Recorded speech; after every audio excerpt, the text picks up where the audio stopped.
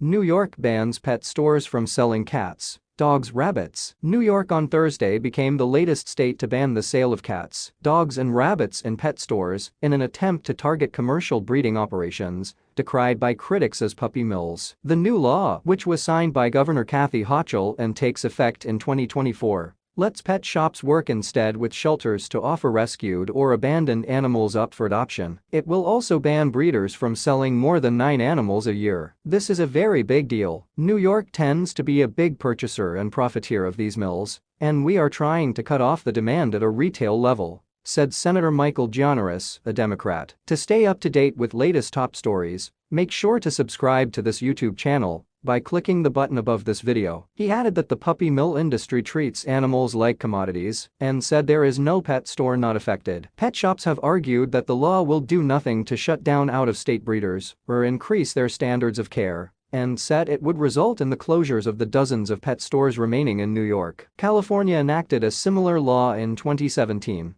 becoming the first state to ban such sales. While that law requires pet stores to work with animal shelters or rescue operations, like New York is doing now, it does not regulate sales by private breeders. A handful of states followed. In 2020, Maryland banned the sale of cats and dogs in pet stores, triggering pushback from shop owners and breeders, who challenged the measure in court. A year later, Illinois barred pet shops from selling commercially raised puppies and kittens. In New York, pet advocacy groups have long called for a full shutdown of facilities that raise and sell animals for profit, saying animals are raised in inhumane conditions before they are shipped off to stores. Emilio Ortiz, a manager at Citipup's pet shop in New York City, said the new law could serve as a death sentence for the business he's worked at for more than a decade. 90% of our business is selling dogs. We're not going to survive this, said Ortiz, who considers the ban unfair to stores that work with responsible breeders. They're closing the good actors along with the bad actors. Jessica Selmer, president of People United to Protect Pet Integrity